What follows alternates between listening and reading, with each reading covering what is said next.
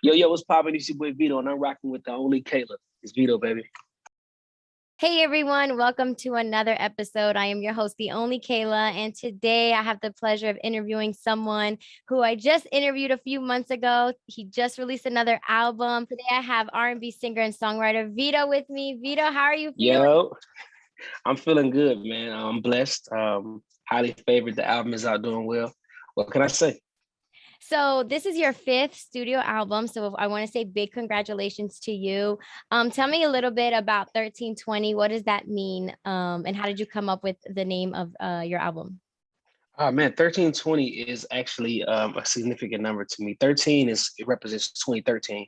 Um, and 2020 represents 2020. But in 2013, I lost my mom to lung cancer, and that was like a really dark time for me. And especially as a growing young man who always kind of relied on mama for everything, for any advice, anything. So that was a real dark time for me.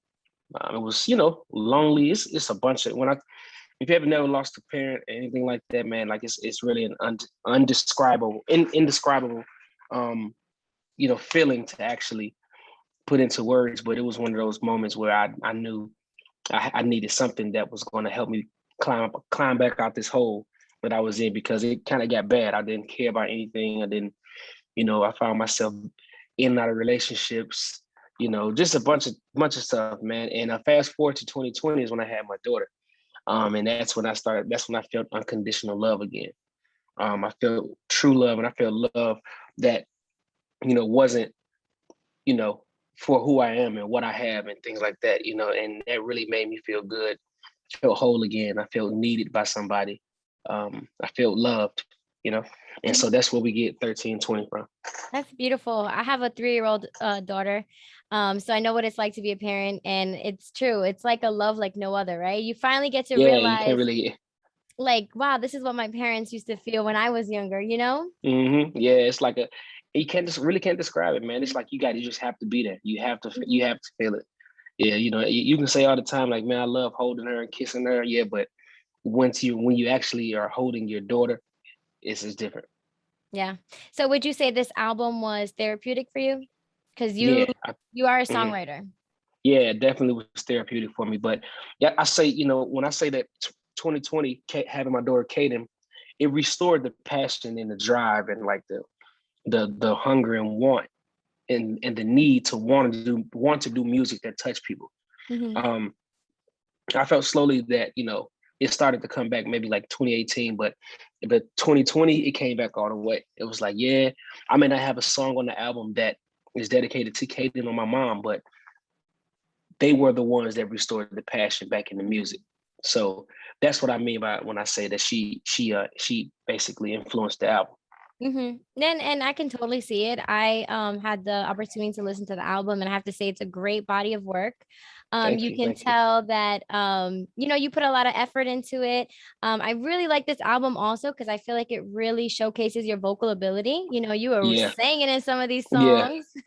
No, and I think that was a really good thing too, man, because my past album, yeah, I had some singing songs in there, but I really think that this album here got some really big moments when it Mhm. comes to vocal ability and runs and harmonies and things like that. So I feel like I kind of really channeled that early 2000s R&B with this album. Yeah, that was definitely the vibe I was getting. It definitely felt like a throwback R&B album, which I love because I love R&B. So to hear like Thank that you. classic sound, it was soothing, and I was like, all right, like this is Yeah. dope. Also another thing that I saw on this album was that was different from your past album was you had more features on this album than you Yeah. normally do. Normally you release albums where a lot of times it's just you. You may Yeah. have, one feature, but it's Maybe one rare. or two, yeah, but it's Yes. rare, yeah. So I was happy to see that. I think it definitely gave your fans a surprise. And you had some big people on here. You had Yeah. Lloyd, who is obviously legendary. You had Ari Lennox, who is super dope. Jacquees, Yeah. Eric Bellinger. What was that like working with these artists and having these features? Man, it was great. I've been knowing Jacquees for a long time, literally since I was like maybe 15, Yes. 15, 16 years old. So it was all love. It was all all good vibes with him, man. Super talented guy, amazing. His at his success as well. So it was just like working with the homie, the brother, you know what I'm saying? Eric Bellinger, fans have been wanting us to work together forever. So once I actually were able to like make that happen, I just knew it. It was like, I was like, oh, they gonna love it. They gonna love it. But Eric Bellinger actually pushed me to go in and rewrite my verse a little better, and do a couple more runs here, a couple more runs there, because he came in and killed it. And I love working with people like that because it forces you to be better. You know what I mean? It forces you to go back in and rethink some things like that. And Lloyd, I didn't think he was going to do it because he ain't been releasing music like that. And I heard that he was kind of taking a break from music, you know what I'm thinking, just kind of like working on himself. And for him to jump on my record, it was like, man, he must rock with me. Yeah. I met him a few times. We don't really have a relationship, but we got a more so now music relationship. And Ari Lennox, that was a special one because that was supposed to be her record. That I wrote that song for her. Oh, wow. Yeah, and she loved it, of course. But we, the producer that did it, Jay White, he just felt like it would be better on my album. You know what I'm saying? Because the context of the song, it's definitely fit for a male and female. Yeah, definitely spicy. Definitely. Yeah. And now the last time I spoke to you, you said that you wrote basically 99 to 100% of all of your albums that you released. Is that the same with this one as well? I have a few co-writes on there, man. I'm trying to be open, I'm trying to be open to working with other people. But it's just so hard though, man. It's hard because within this industry, man, business is business, and people don't, in the beginning, people don't keep it all the way 100. So it's like, if I say I wrote a song 100%, that's what it is. If somebody send me something and say, hey, they wrote it, how do I know that you wrote it yourself? So it's iffy, you know what I mean? So it's iffy, but yes, this is one of the albums where I collabed with a few people, as far as writing, and I liked it. It was a good experience, I liked it. I learned from them as well. They learned from me. I mean, it also kind of switches up the sound a little bit, the way it doesn't keep sounding too repetitive. So yeah, I definitely work with a few people. Yeah, no, I thought it sounded great. And like I said, I think it was a great body of work that showcased your vocal ability. But I can get what you're saying. Sometimes, it's crazy because a lot of these artists that we see today that are like either mega stars or have these big hits, a lot of them are writing their records. But I think that it's a beautiful talent that you have the ability to sing and write your records. So I think coming from that songwriting ability, sometimes it's hard to let someone else take the reins because you're like, exactly. Because it's kind of like, nah, I got it. You know what I'm saying? But you have to be open-minded. I think that it definitely pushes me to grow. Because you have some artists, some writers that I write with that are very, very good with concepts. Like, they may not be good with lyrics, but they're really good with concepts. Or they may be really good with lyrics, but not really good with concepts. So in my opinion, I think I'm fairly even when it comes to that, but it's always somebody that's going to be better at something. I'm just like, okay, cool, dope. You know what? I didn't even think about that concept. Let's go with that. So that's why I've been working with songwriters more so now, because it's like, okay, now it's just to better yourself. You always want to push yourself to be better. So talk to me a little bit about your creative process and putting this album together. Was it hard, to put these songs together? Because again, you are a songwriter, so I know I could only imagine how many songs you had in the vault, and then having to decide a 14-track list. Yeah, the creative process, man, it was just like any other process. It's just that the passion was back. I was actually like excited about the project. It took me about a good year. It took me about a good year to finish it up, and that's usually how long it takes me to finish up an album. But during the pandemic, and still ongoing in the pandemic, man, it was kind of hard to kind of like be inspired, and that's why I say like I had to use my surroundings, which was my daughter, my girl, certain family members that would come over to actually be inspired to write songs. It would be times where I might call my auntie on a random day and say, hey, Auntie, what's up? How you been? Talk to me. What you going through?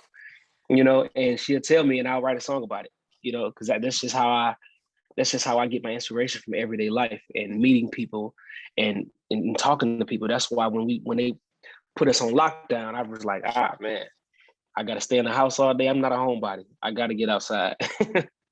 Now, as we mentioned before, this is your 5th studio album. Tell me, how happy are you about this album and to be here in your career? Because you've released 5 albums, so Yeah, that's a big congratulations to you. yeah, man, I'm excited to make it to my 5th album and still have people that wants to listen and are looking for new music. That's an accomplishment in itself, to stay relevant. That's one of the things that I always talk to Usher about, man. Like, how do you manage to stay relevant so long? Like, Usher is still Usher, Yeah. doesn't get into any trouble. And that's one of the things he said, man. He said, just stay humble, stay grounded, stay out the way, and stay in the studio. So yeah, it feels really good to be on my 5th album that people are yearning, we're yearning for, and the feedback has been crazy on it. I mean, it's just one of those feelings, man. It's kind of like, you know, going to the NFL straight out of college or high school, man. It feels good. Like, especially with, you got it going platinum and or about to go double platinum. It just, you made it. You make it out the hood. You know For what I'm saying? sure. That's how it feel like you make it out the hood. Yeah, and you had a lot of success from your last single, You Got It, obviously. Mhm. TikTok ate that up. Do Yeah. you have a single off of this album yet that you are promoting? Because Juicy is giving me that single vibes. Yeah, definitely Juicy. Juicy is one. It's a few it's a couple on there. I mean, you got it's right on there called Slide too, which is a Mhm. really, really, really good, feel good record. But I think the focus track right now is Juicy. And I mean, it's just so infectious. It's like one of those, those R&B bops that when it comes on, you know what it is. Yeah. It's Mhm. infectious. Are you planning on going on tour for this album anytime soon, or are you gonna kind of put that on the back burner Mm. until things kind of clear up? Well, no, I mean, honestly, as far as a tour right now, it's kind of like impossible with everything that's going on. So what we were doing is spot dates. But I am starting to perform these songs because they're streaming crazy right now. So I know when I go to these shows, the fans are gonna know it. Mm-hmm. And again, I want to talk about your songwriting abilities. You have an incredible Mm. long list of songs that you've written. Are you writing for anyone right now? Writing still, of course, still writing for Chris. Usher's still working on his album as well. Justin Bieber. Just anybody that's really looking for records for me. Honestly, it's I definitely working on some K-pop. I do K-pop. I'm working on a K-pop record right now. K-pop is uh, huge. yeah, I'm doing the K-pop record right now. But Those yeah, fans so don't that's just play. nah. They buy them. They buy them records. They buy them. But yeah, I'm just working on anything that comes down the pipeline, anything that I could squeeze into my schedule because as you can imagine, it's super packed, jam packed. So it's kind of like I gotta get in where I fit in. But yeah, Mhm. just a few names. There's some more people, but gotta be quiet. Honestly, that's amazing. I've always had such a respect for songwriters because I feel like people don't really understand the work that goes into creating a Mhm. song. They just see this artist with a hit and they're like, wow, that's amazing, but not Nah, realizing you like don't it's a see the lot of work. you don't see the legwork. You don't see the how long it took to record this, how many times I had to redo the hook, how many times I had to redo the verse. Mhm. It's been times where I've had to redo a whole song, one song to the same beat, do 10 different songs until they liked one, That's crazy. you know. Is there someone else that you would like to work with in the future? Oh man. Giveon, her, Amazing art. um, who else? Gotta work with Stevie. I gotta work with Stevie Wonder. That's definitely on my bucket list for sure. Stevie. Yeah, that's legendary right Yeah, there. yeah, you feel me? Like that's the vibe I be going for, man. Like those legendary vibes. Hmm. Definitely. Beyonce for sure. Uh, I kind of want to do, I know I've been writing for him, but I want to actually do some collabs with Chris Brown and Usher, like actual artist collabs. That But would be dope. yeah, but I mean, and this is really some real advice that they gave me. He said, "Hey, keep working. Get your name bigger because I don't want to do a song with you and it becomes my song. You know what I'm saying? It needs to be Vedo featuring Usher or Vedo featuring Chris Brown and Got not it. Chris Brown. It's somebody else on the song. I forgot his name, but it's Chris Brown on the song. I don't need to Yeah. be that. It need to be, exactly who Vedo is and it's featuring this artist. You never want an artist so big to overshadow you in your own song. So that's why we feel like it's not ready. We're not ready yet. No, but that's some great advice. I think that Yeah. you are well on your way to getting there. So again, that's great advice. Before we wrap up, talk to me a little bit about your private dinner that you hosted just recently. I think it was just this past week. The private dinner you hosted and your album listening party. How was that and how did that go? Oh my goodness. Oh, it was amazing. I can't, big shouts out to the team, Dominique, Ro, and everybody that was involved. I walked in, we had the 1320 ice sculpture. Wow. I was like, wait, where did y'all get all this ice from? It's like, but no, that was dope, man. I had a really good time. Some really good people there. Had some people that were actually, real supporters and actually sit there and listen. So that was really dope. We had Pandora came out. Of course, Empire came out. You had a few people who I was in the building, but it was an amazing. Food was amazing. The experience was amazing. But that album listening party at the club was a blur. Hey, when I tell you a blur, I don't know how I got home. It was epic. I can imagine. When I got home, nothing, but it was absolutely put together beautifully. I couldn't be more happy. I mean, if you missed it, you missed it. I'm sorry. Well, listen, it pays off to have a good team. And I think you have an amazing team. You are an amazing artist yourself. Tell everyone where they can find you and what you have going on right now. Man, everything on social media is Vedo the Singer. That's VEDO THESINGER. That's Instagram, Twitter, Facebook, YouTube, Snapchat, all that good stuff. But as of right now, we're just pushing this album. We're gonna get ready to shoot a music video with Ari Lennox too. So be careful. We'll be on the lookout and be careful because when that song come on, you might get somebody pregnant. But yeah, be on the lookout for that. We got my team, my manager. We're looking to get into some acting as well. So you might see me on the big screen. So that's really at the top of my list. For real. Awesome. Well, thank you so much, Vedo, for virtually stopping by again. Make sure to stream 1320, his 5th studio album. Yeah, baby. Thank you, Kayla. Appreciate you. Thank you.